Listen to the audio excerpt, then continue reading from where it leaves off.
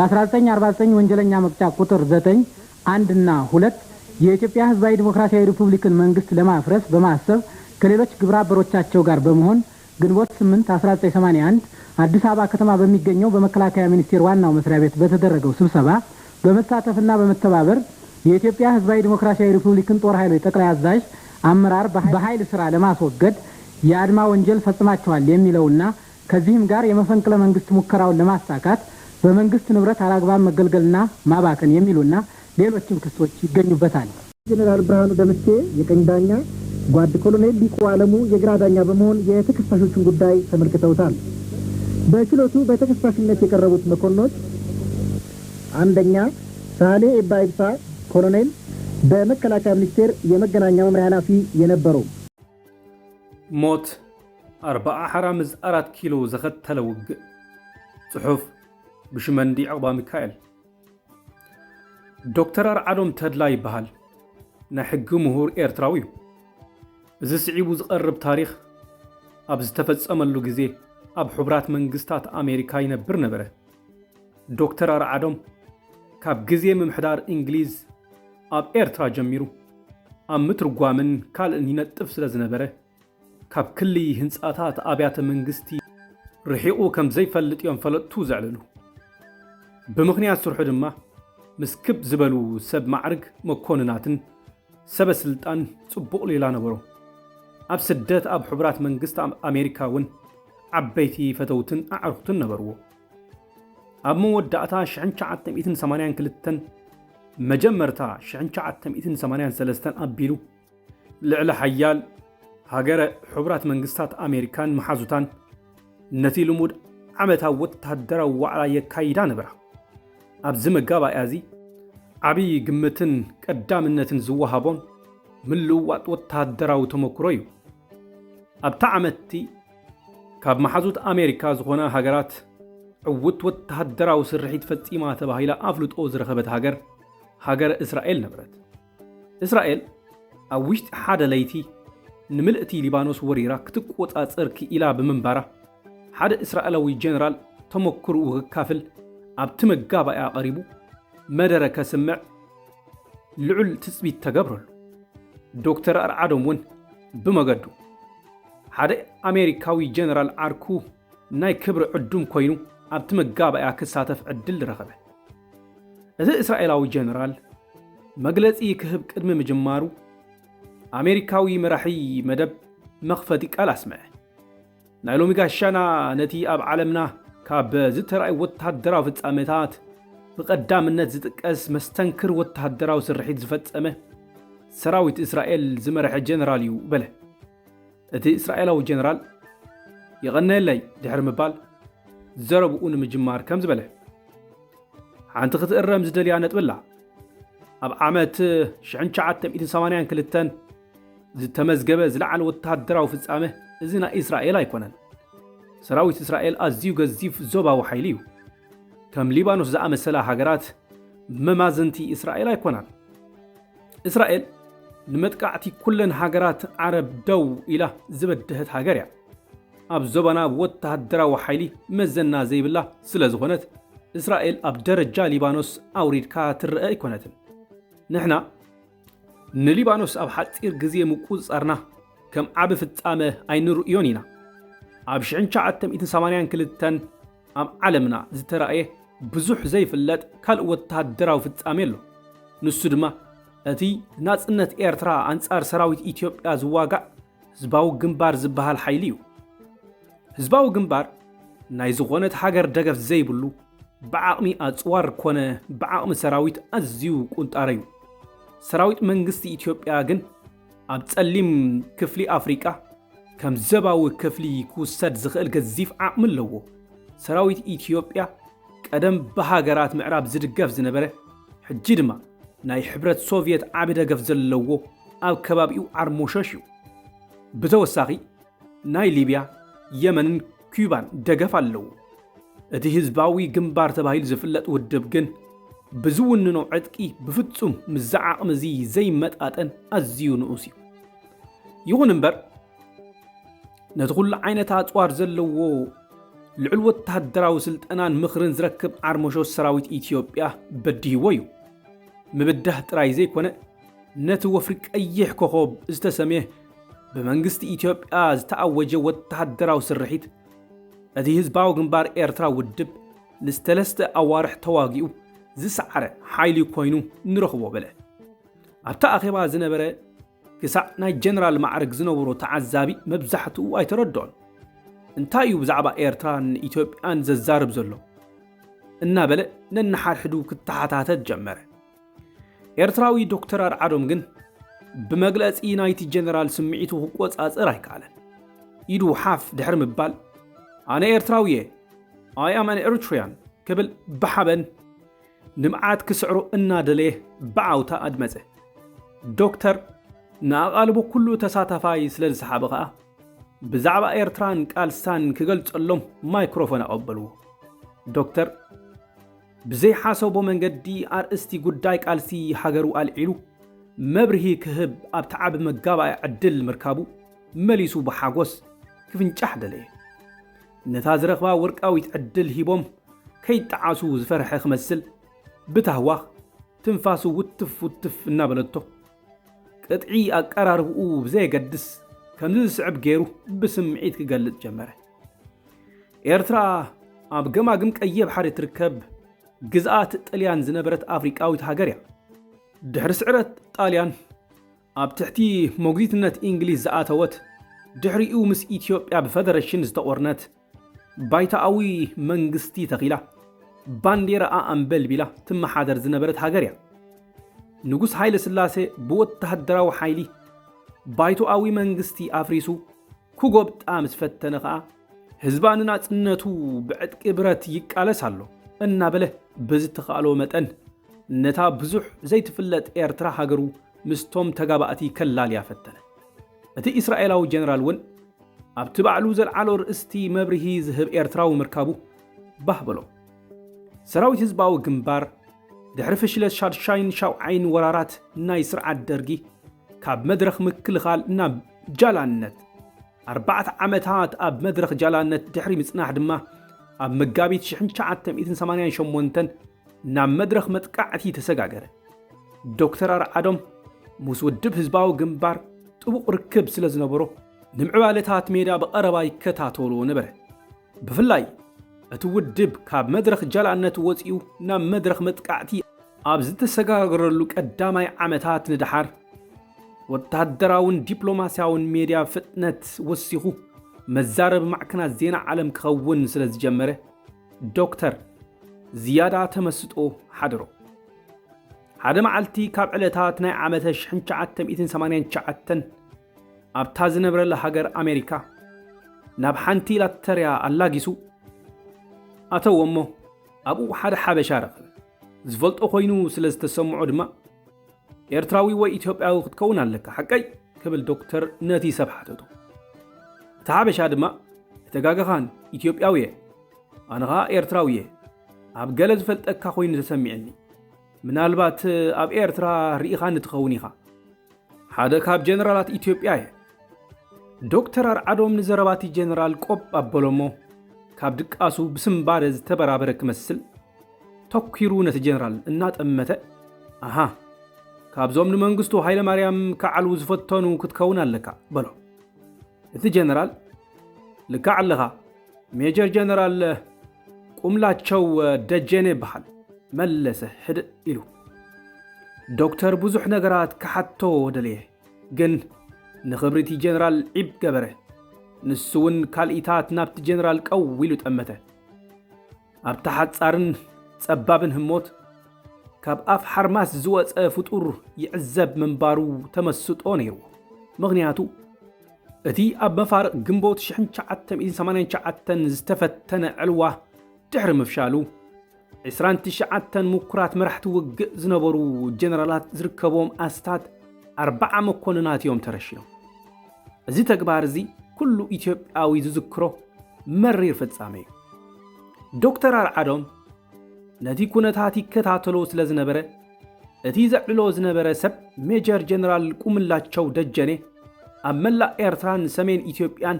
ናይ ዝነበረ ካልኣይ ኣብዮታዊ ሰራዊት ናይ ዝበሃል ኣቃውማ ሰራዊት ምክትል ኣዛዚ ነበር ከም ዝኾነ መረጋገፂ ኣየድለዮም። ምኽንያቱ ፈተነ ዕልዋ መንግስቲ ካብ ዘካይዱ ጀነራላት ስርዓት ደርግ እቲ ንእስክላ ኣምሊጡ ናብ ሕቡራት መንግስታት ኣሜሪካ ዝኣተው እንኮ ሰብ ሜጀር ጀነራል ቁምላቸው ደጀነ ጥራይ መንባሩ ኣብ ማዕከናት ዜና ተቓሊሑ ነይሩ እዩ። እንታይ ደኣ ንቡር ነርኩም ኣብ ሕጂ በፂሕኩም ዕልዋ ፈቲንኩምሉ ክብል ዶክተር ነቲ ጀነራል ሓንቲ ሕቶ ወሳብ በለሎ። ካብ ነዊሕ ክንሓስቦ ዝፀናሕናን መደብ ነይሩ፣ ብዝተፈላለየ ምኽንያት ግን ክናዋሕ ፀኒሑ ሕጂ ግድን ክንገብሮ ዝደረኸ ኩነታት ተፈጢሩ። ዶክተር ዝተፈላለየ መዝነት ምስ ዘለዎም ፃዓዱ ይኹኑ ሓበሻ ናይ ምዕላል ልምዲ ነይርዎ ጥራይ ዘይኮነ ምስ ዝኾነ ሰብ ተራኺቡ ሓበራዊ ርክብ ንኽፈጥር ግዜ ዘይወስድ መሳጢ ተውህቦ ዝነበሮ ሰብኣይ እዩ።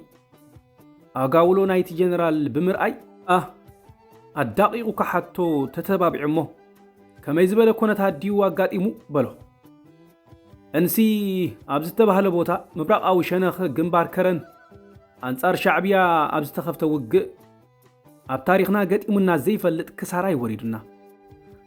ኣብተን ሓያላት ክፍላተ ሰራዊትና ኣብ ዕንወት ምስ ኣጋጠመ ከምዚ ኢልካ ክሳዕ መዓስ ክኽየድ እዩ ዝብል ሕቶ ኣብቶም ዝነበርና ጀነራላት ንኮሎኔል መንግስቱ ናይ ምእላዩ ንዝነበረና መደብ ከነቃላጥፎ ድርኺት ፈጢሩ። እታ ትውሰድ ስጉምቲ ካብዛ መንግስቱ ናብ ምብራቕ ጀርመን ዝገሸላ ኣጋጣሚ ክትሓልፍ ከም ዘይብላ ተሰማሚዕና።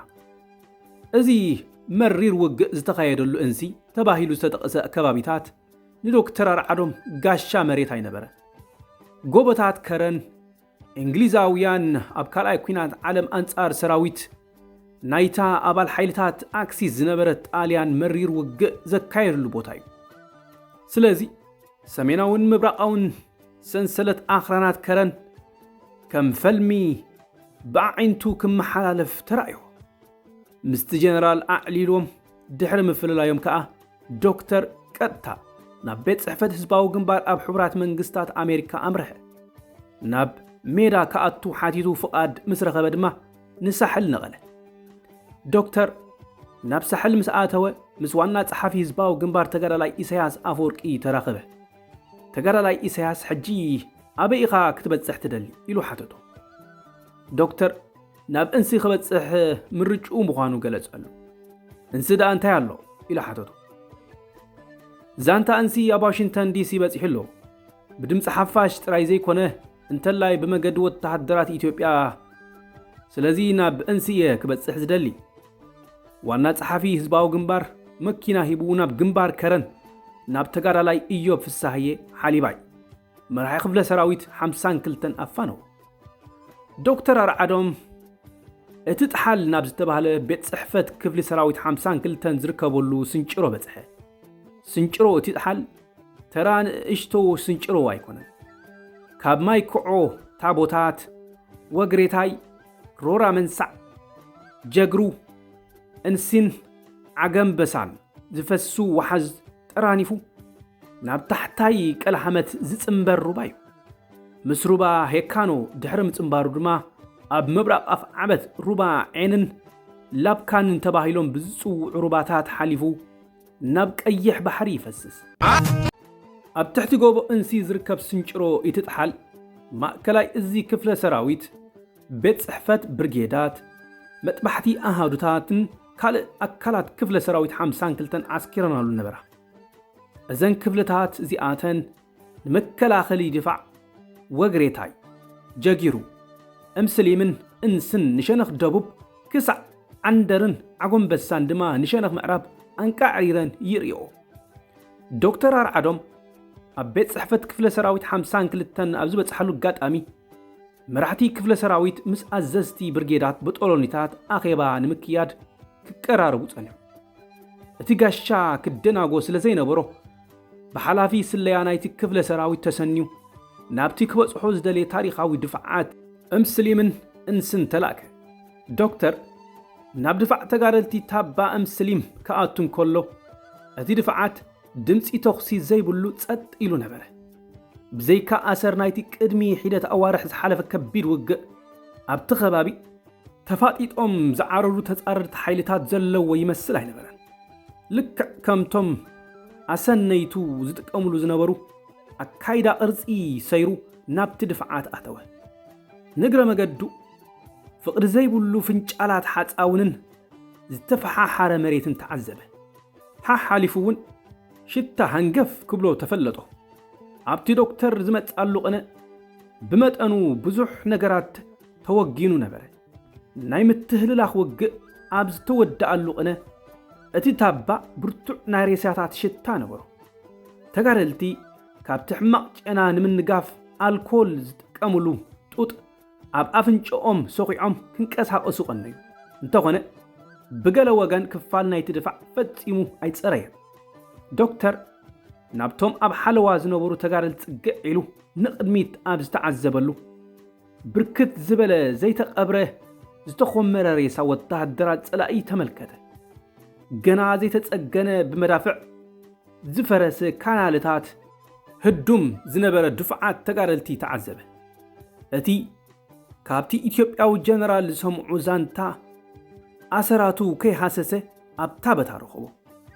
ዋላ እኳ ካብ ዓይንኻ ንምርኣይ ዝበልጥ ጭብጢ እንተዘየለ ዶክተር ነቲ ታሪኽ ካብ መግለጺ ተጋደልቲ ወሲኹ ክሰምዖን ክርድኦን ደለየ። ናብቶም ኣብቲ ድፋዕ ዝጸንሕዎ መራሕቲ ውግእ ተጋደልቲ ዘሰንይዎን ኣባላት ስለያን ብዙሕ ሕቶታት ኣውሓዘ። ካብዚ ሓሊፉ ናብ እዚ ክፍለ ሰራዊት ናብ ተጋደልቲ ስዒድ ፈረጅን ሓሊባይን ድሕሪ ምምላሱ ጠንቂ ናይቲ ን8 መዓልታት ዝኸደ ውግእ እንስን እምስሊምን ነዚ ስዒቡ ቀሪቡ ዘሎ ጽማቕ ዛንታ ውግእ ተነግሮ። ውግእ እምስሊምን እንስን ሃንደበት ኣብቲ ቦታ ዝተባርዐ ኩነት ኣይነበረን። ቅድሚዚ ደማዊ ውግእ እዚ ሓደ ወርሒ ኣቐዲሙ ውግእ ሽረ ኣብ ተመሳሳሊ ግዜ ምስ ውግእ እንሲ ወርሒ መጋቢት ድማ ናይ ዓዲ ኋላ ክልተ ዓበይቲ ዓውደ ውግኣት ሓሊፎም ነበሩ። ብፍላይ ውግእ ዓዲ ኋላን እምኒ ሓይልን ኣብ ርሱን ኩነታት ገስጋሲ መዕባለ እናርኣየ ከሎኒ ውግእ እምስሊምን እንሲን ተባሪዑ።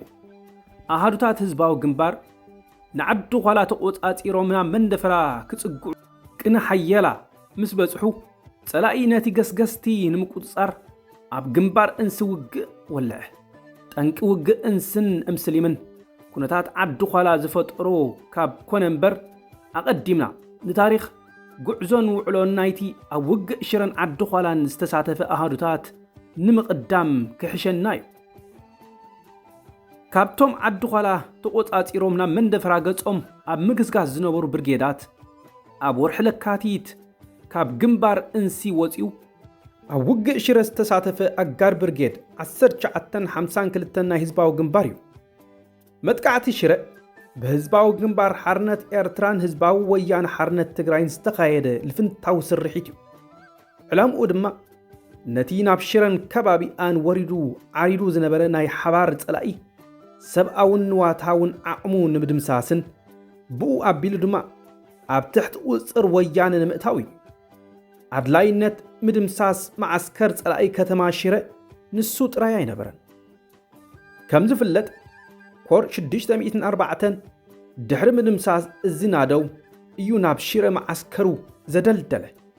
ምኽንያቱ ድማ ጸላኢ ኣብ ዓመት ንምምላስ ኣብ ግንባር ከረን ተደጋጋሚ ወፍሪ ናይ ምፍንጣስን ፈተናታትን ገይሩ ምዃኑ ምስ ኣበዮ ኣብቲ ምስ ምዕራባዊ ኤርትራ ዝዳወብ ወረዳ ኣድያቦን ሽረን እንዳስላሴን ነዚ ገዚፍ ሓይሊ እዚ ንምቕጥቃጥ ንምንቅስቓስ ህዝባዊ ወያነ ሓርነት ትግራይ እናተቆጻጸረ ማዕረማዕሪኡ ኣብ ምዕራብ ኤርትራ ሓድሽ ግንባር ክኸፍት መዲቡ ነበረ።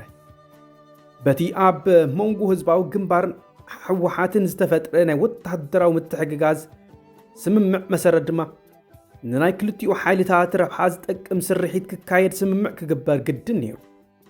ግን እቲ ሓበራዊ ወታደራዊ ወፍሪ ሙሉእ ብሙሉእ ኣብ መጽናዕቲ ወያነ ዝተመርኮሰ ስለ ዝነበረ ሰራዊት ህዝባዊ ግንባር ኣብ ውዱእ መደብ ሕወሓት እዩ ዝተሳተፈ።